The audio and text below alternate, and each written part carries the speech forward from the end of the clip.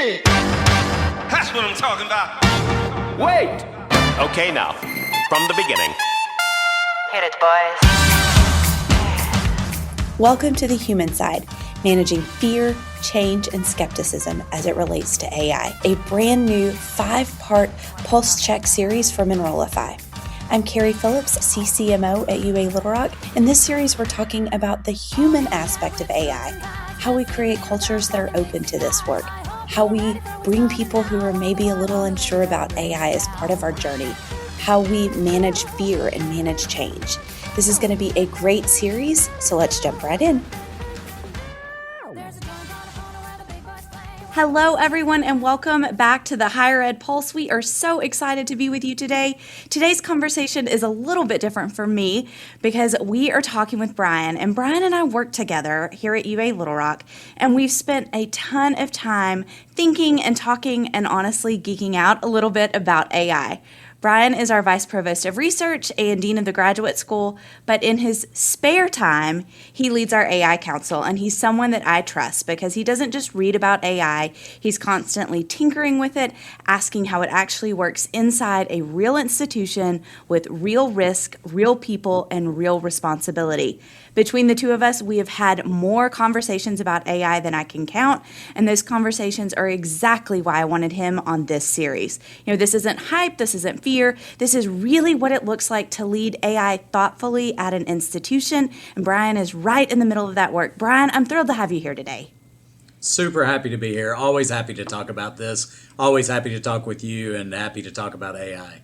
So, Brian, I want to just kind of jump right in. You lead the AI Council at UA Little Rock. You know, for those who may not know, what problem really was that council created to solve, and what's the goal there? Well, as you know, and most people who are listening are going to know, AI is accelerating at such a rate. In fact, it's accelerating and being adopted at rates greater than any technological invention we've ever seen. People are using it. The problem is that this brings a great deal of promise and opportunity. That's not a problem. That's a good thing. But it also brings risk associated with that. And so the AI Council was really created to help us as an institution develop guiding principles. So where are our core principles? What do we want to make sure that we don't lose as we start adopting AI? And then also develop AI governance. So who gets to say which tool we use? Yeah. Who gets to say what data can go into those tools? Who gets to make policy and choose policy?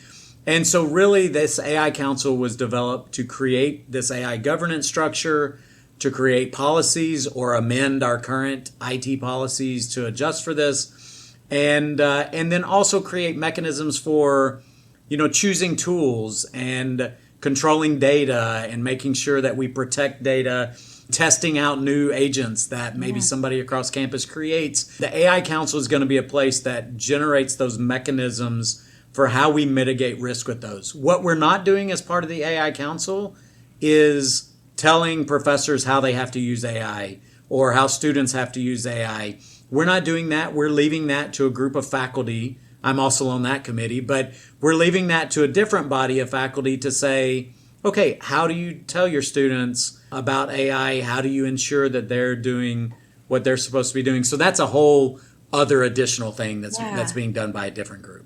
Well, and one of the things that I love that you and I have talked about on this conversation before is that this is really the guardrails. You know, when the internet first came of age, there was this time that it was the wild, wild west. And then we saw some guardrails and some best practices and guiding principles come in about what's smart usage, what's ethical usage. And this AI Council is really kind of the first step in putting some guardrails around AI. And I think that's probably a really exciting time to be part of that work because it's legacy building.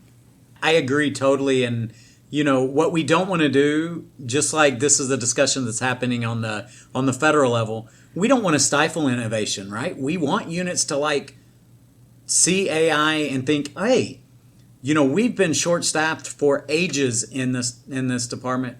But if we use AI, now we can force multiply, right? We can now do the things that we've always wanted to do with only the number of people that we have. And so we don't want to stifle that kind of innovation, but we also don't want people creating things that then put us as an institution at risk. For sure. And every time I see you, I always get a book recommendation. You are constantly reading books on AI. So I'm curious, as you read all of these things, and I'm assuming take tons of notes about how we can implement this on our campuses, what's the biggest gap that you're seeing between that theory piece and that reality as it pertains to higher ed? You know, one of the interesting things to me is that AI is literally the most powerful tool that our students have ever had access to. I mean, it will do things that, honestly, in some areas, it would take people decades to get the skills in order to produce the things that AI can produce. So, in theory, right, we should be focusing on teaching students how to harness this power effectively, ethically, appropriately, responsibly, right? We should be like focused on that. But and that's what all the literature says we should be doing. But in reality, we're still wrestling with what this tool also allows students to do, and that is to create work and pass it off as their own work in order to get around the assessment systems that we have in place. And so while we need to be teaching students this tool, we have to also acknowledge that by using this tool, students might short circuit their learning process. And so I always talk about my generation will get a lot of benefit from AI because we went through the process of learning the skills and we've developed the taste, if you would, right? We can tell whether something is a good product or not a good product. I'm worried, and lots of people are worried, if we start teaching students to use this tool too quickly or in the wrong way, they might never develop that taste and may not be able to spot AI slop, right? That's the term that they use for when AI generates, a document or a set of material, but it's not as good as it should be. And so we need students to be able to spot AI slop, but sometimes you can't do that without having gone through that difficult process of writing your own paper or, putting the information together. And so I think that's where the gap is. The potential is there, and we have to teach our students how to harness this potential, but in doing so, we might short circuit the learning process. And so we haven't figured out how to exactly close that gap yet.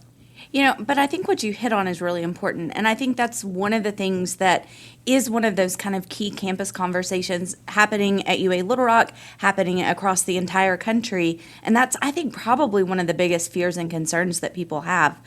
I'm curious, though, from your perspective, as innovation has just expanded so quickly, how do you avoid overwhelming people but still moving the institution forward? Because that rate of change is pretty intense. Yeah, this is a real challenge, by the way. So I probably I would estimate 8 to 10 hours a week just trying to stay up to date with AI. And that's sometimes reading. I have a dedicated podcast that I listen to every week. And I'm so disappointed if they don't come out with one that week because I find it such a good resource for keeping up with what's happening in the world. And we can't expect everybody to be doing that. I mean, spending that 8 to 10 hours is a lot. And so I think the best way to move the institution forward is through these small doses of AI literacy. I think people just need to be exposed to what AI is, AI terminology, easy ways to use it, those kind of things. So like, for instance, in the spring, we're going to start a series of Google-sponsored AI literacy workshops where we're going to meet monthly and we're going to have Google demonstrate some capabilities of AI. And in a couple of those, we're going to source problems from campus to say, what would you like AI to be able to solve? And then we're going to solve those real time, or the Google engineers are going to solve those real time, and to really demonstrate kind of how this can use. And I think we've also hosted AI tech talks, opportunities for people to come and kind of show what they're doing. And I think all of these kind of things make people less averse to AI and make them understand, okay, there are small ways that I can kind of tiptoe into the AI water instead of having to dive feet first.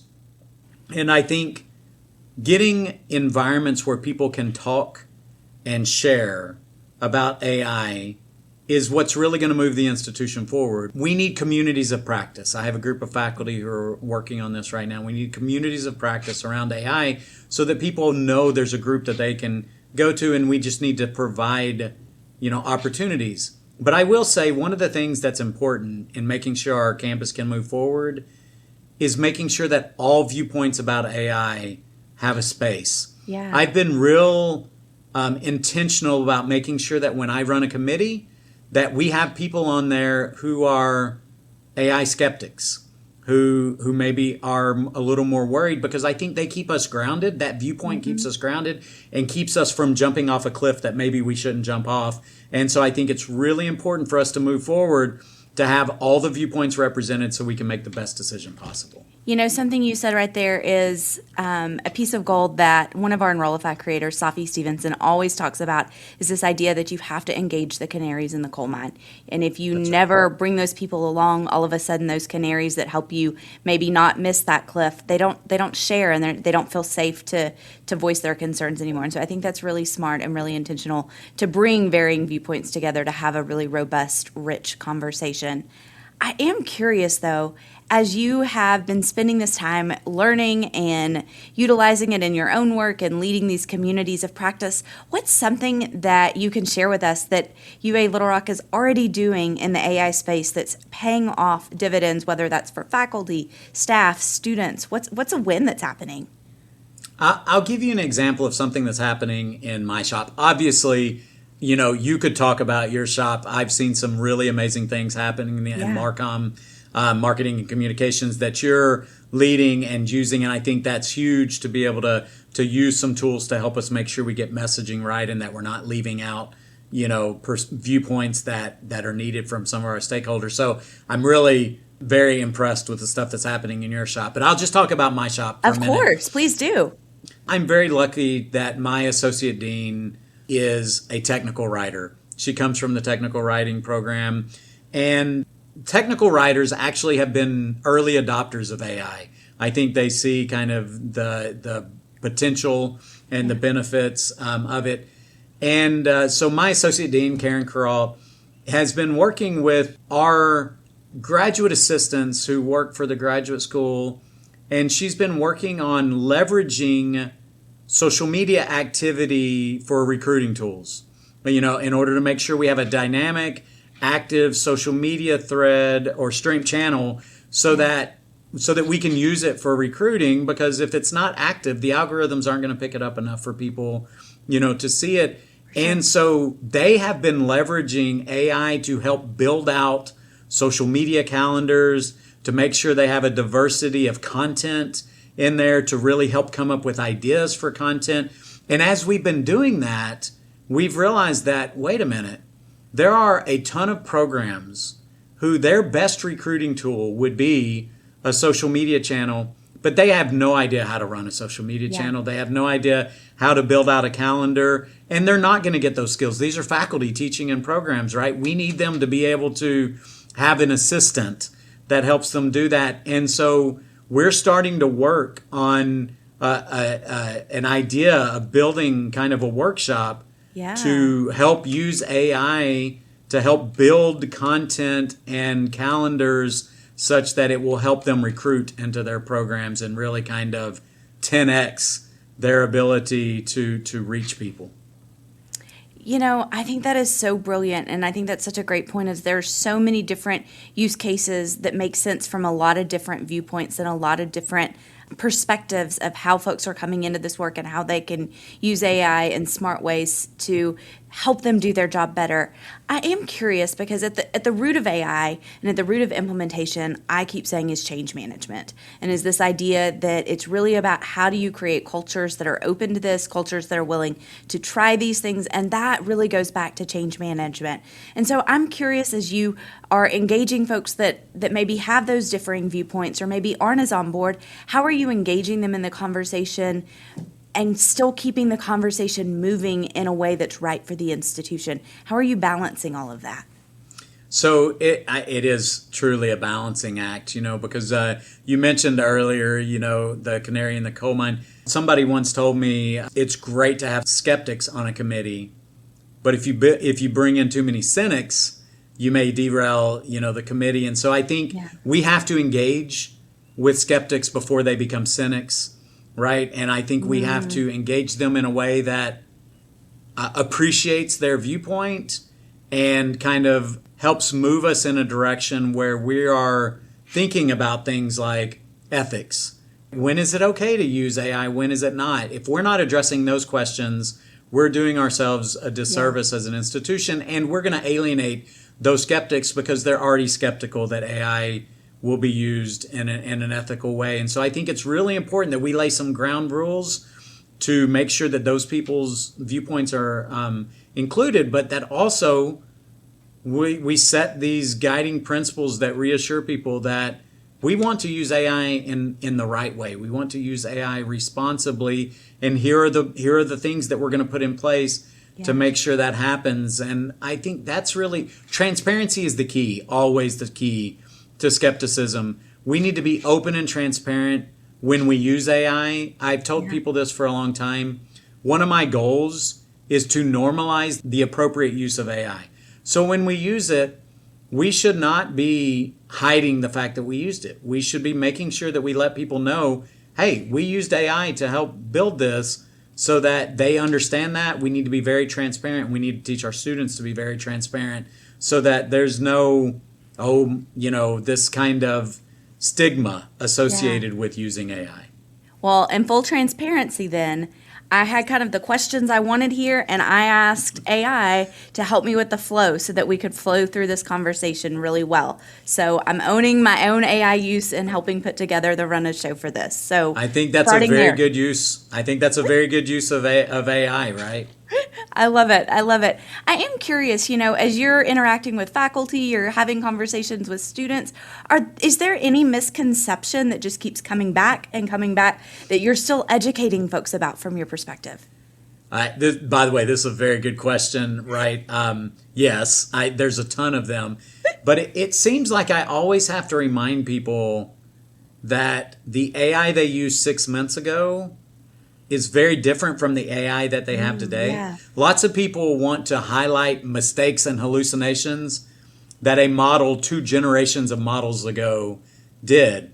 I'm always reminded, so Ethan Mollick is a great kind of AI, I hate to use the term influencer, he's a professor at Harvard, right?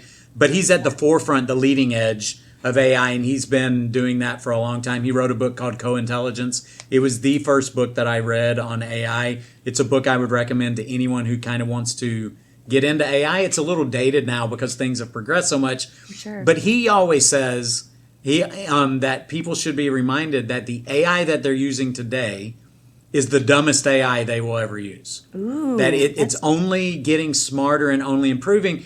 And we tend as humans to judge the likelihood of success of something based on what it did for us yesterday. And AI is one of those tools that is not a good way to judge it. So I always have to remind people that AI is improving. Yes, we still have to validate everything that it gives us, and that's probably going to be the case for quite some time. I'm not sure we want it a different way than that. Yeah. But people need to remember, hey, AI is improving. The AI that I'm using today is better than the AI yesterday, and the AI I use tomorrow is going to be better than the AI I'm using today. And they need to envision a little bit of forward thinking to say, okay, yes, it messed up yesterday, but today it's giving me a better result, and tomorrow it would give me an even better result. Trust but verify, for sure. That's exactly right. So, final question, if you could give campus leaders who are listening and watching this, maybe they're in Marcom, maybe they're in academic affairs, maybe they're just in high school and trying to figure out what AI is going to look like for them, what's one piece of practical advice about engaging with AI that you would share? So I'm going to use another book. You said I've read, quite a few books. I'm going to use something from another book. I wish this were my thought, and my advice, but it actually comes from a book called The AI-Driven Leader. Yep. So Jeff Woods wrote this book. We read it across many of our units on campus in leadership positions I love that book, and I would encourage any academic leader to read that book because I think it has a very important philosophy about how we interact with AI. Because I firmly believe that what's going to lead to success is not necessarily the tool, it's how we interact with the tool. Yep. And I think we've got to keep a good philosophy about how we interact. And so he uses this idea that he tells people, always remember you're the thought leader and that AI is the thought partner. And I think if I was going to give advice to anyone, it would be always keep that in mind. You're the thought leader and use AI as a thought partner.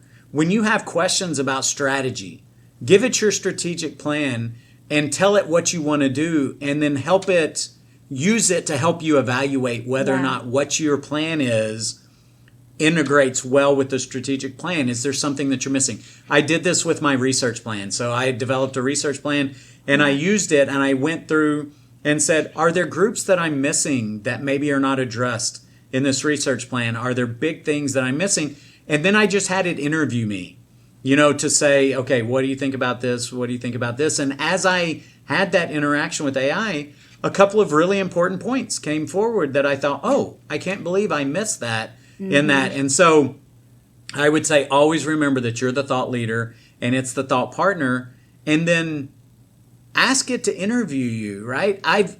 One thing I've realized from using AI is sometimes I don't think through a problem enough and deep enough before I start acting. And so now that's what I use AI for. I say, hey, here's what I plan to do. I want you to interrogate me on this plan until I have, thought through all of the pieces of it. And it's very helpful in helping make strategic decisions as a leader. So use it as a thought partner, but don't ever, ever relegate your thoughts to that, right? Do not outsource your thought leadership to AI because it's just a machine, right? And you need to be the thought leader and keep it as the thought partner. I love that. Thought leader and thought partner. Brian, thank you so much for taking time today. This was, for everybody else, just Brian and I doing what we normally do, which is talking through AI. We just happened to record it today. So thanks so much for making the time. And to everybody else, have a great week. And of course, carry on.